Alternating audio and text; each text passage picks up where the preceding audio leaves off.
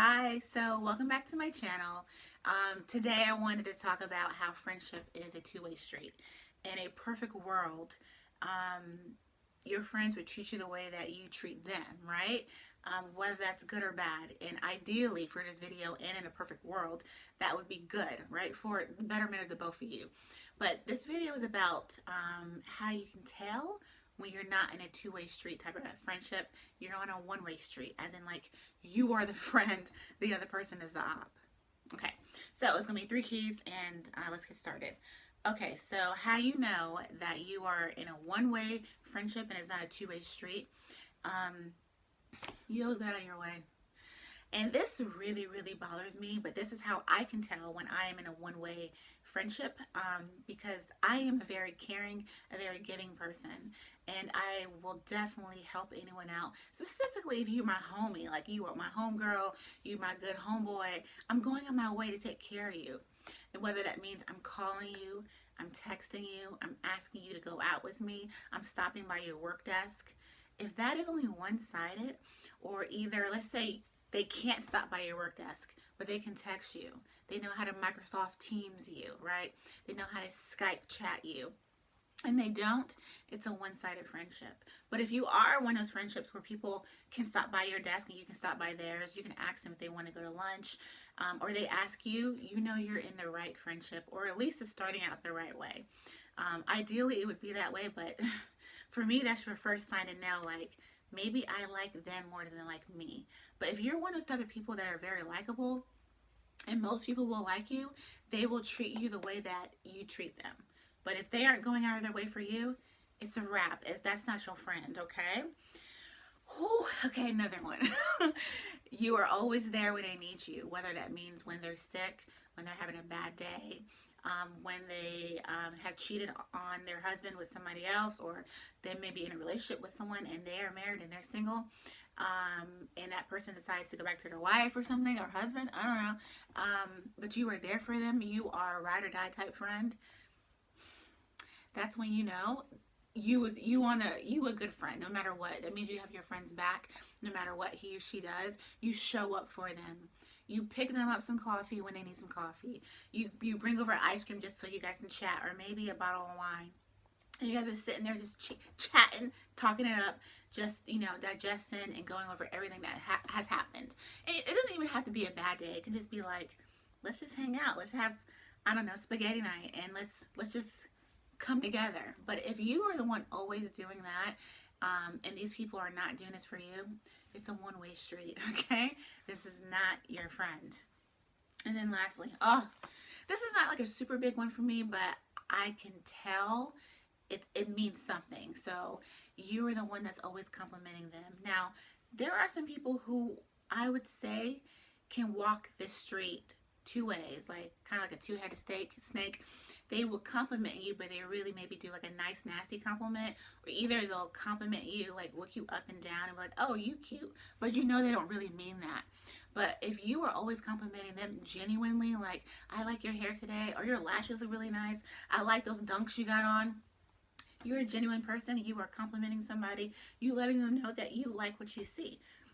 But if they never come at their mouth and can say the same thing about you, like, congratulations, you did a good job on your brief today, or you did a good job doing whatever, or you look good today, or you smell nice, what's that perfume, what's that cologne, if they cannot come out their face and do that,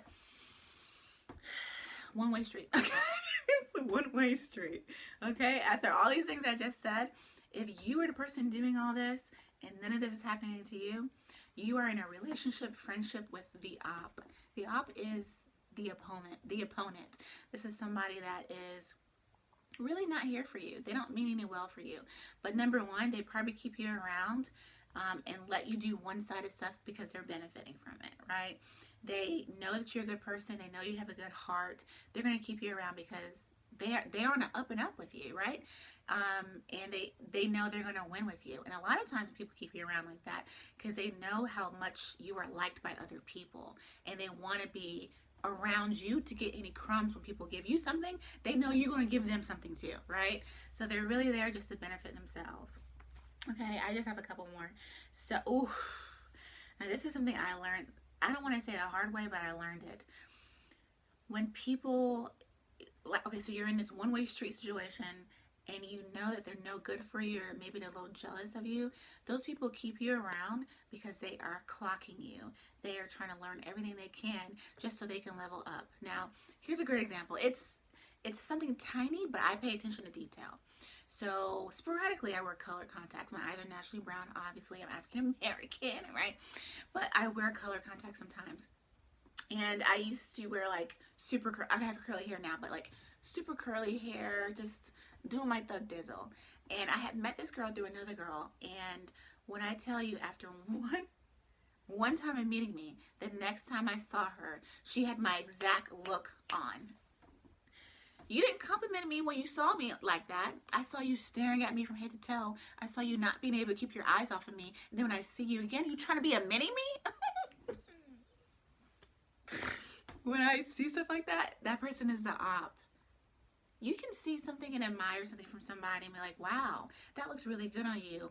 I wonder how that would look on me. You may not see that, you may not say that other part of, I wonder how that would look good on me, but you see something you like, you compliment somebody on it, and then go try it for yourself. There's nothing wrong with that. But when you know you're going to see this person again and they have your exact look on, that's the op to me. I don't care any way you cut it, any way you slice it, that's the op. Another example, this person was my enemy. She was not my friend. She was a co-worker though, right? I used to wear a short bob, short little black bob, cute, right? I probably wore it for a good month and a half. She come in to work with the same exact bob. And the thing is, I'm a side part person. Obviously, you can tell. I like side parts. I had my side part on the right-hand side of my head. She come in to work with the same right-hand side part. What are you doing? And the reason why, okay, yeah, anyone can have a bob or a side part. This person was known to be, she would wear cornrows all the time. She would wear her hair just braided up. You never saw her with a blowout until I came around doing that. And the thing is, once I did that, I got a lot of compliments from a lot of people. And I was really smelling myself. I was really popping my collar with that hairstyle. Sometimes when people see you get compliments and see that you're shining and people like you for what you do or what you bring to the table or your personality, they want to get that same admiration too. And so they will go and copy you. Go copy your mama. Leave me alone. Okay? Jesus. Anyways, those might be extreme examples, or maybe that's just me. Anyways, so then lastly, these people that you're in a one-way, friendship with, enemyship with, whatever, sometimes, and I mean this is a very small percentage, this is maybe like a 1%. Sometimes they don't know this is one-sided. They don't know that they're not calling you as much as you call them. They don't know that they're not stopping by your desk as much as you stop by their desk. They don't know that they aren't showing as much care and compassion as you show them. And you need to tell them, because especially if you love this person, you really, really, really like this person, and you want to keep this friendship with them, you will tell them, hey, like, I noticed that I always come to your rescue. When are you coming to mine? Okay? That's going to be a hard conversation, because usually those people might be dealing with, oh, I didn't know I was being bad, and they may take offense to that, or they may get defensive, and they may take it as I was being bad instead of taking it as constructive criticism, like, I love you, but this is not 50-50. This is more 90-10. And if you want to be my friend, this is going to be 50-50 around here. Just sometimes people don't know.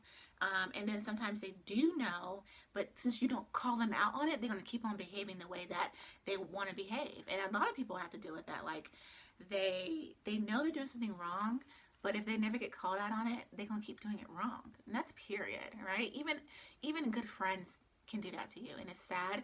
And I would say, I know I'm talking about how to be a good friend and one-way, two-way ships.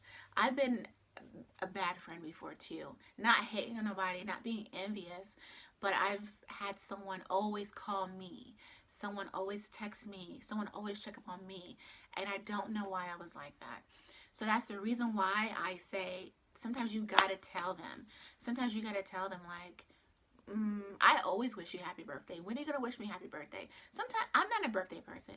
If your last name is not my last name and you didn't give birth to me, or you're not my dad or my sister, I will not remember your birthday. I just won't. Even if we've been friends for a long time. Now, after maybe 20 years, I'm gonna remember your birthday. But the first 5, I probably won't. And I'm gonna go ahead and apologize for that right now, okay? But it doesn't mean I'm not a good friend, right? And I've learned from my bad friend behaviors, as in like, I need to know and I need to perform and act like this is a two-way street, because I wouldn't want someone that I'm a friend with and I always got to call them and always got to text them. I wouldn't want that to always be my feeling either. I wouldn't want to feel like someone didn't care about me either, right? So I know that was kind of long, but it's the truth.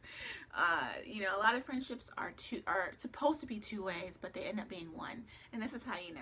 Let me know if you have any questions.